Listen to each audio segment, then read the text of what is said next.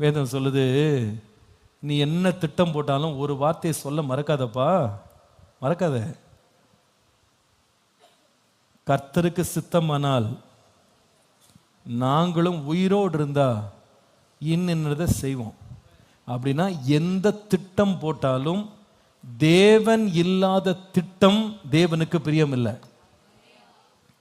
அவர் தான் எல்லாத்துக்குள்ளேயும் இருக்கிறார். நாம கையில காசு இருக்கிறதுனால எல்லாம் சாதிச்சிடலாம்னு நினைச்சிடக்கூடாது.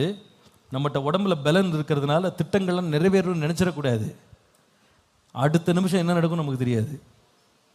அதனால நம்முடைய எல்லா திட்டங்களிலே கூட அவரை நினைத்து கொள்ள வேண்டும், நினைத்து கொள்ள வேண்டும்.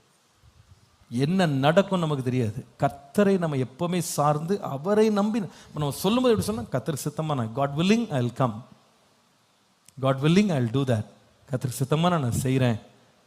வர விருப்பம் தான், திட்டம் இருக்கு, ஆனால் கர்த்தருக்கு சித்தமான நான் வரேன். அப்போ நான் என்ன அக்னாலேஜ் பண்ணுறேன்னா, it's not in my hand, இது என் கையில் இல்லை, இட்ஸ் இன் காட்ஸ் ஹேண்ட்ஸ்.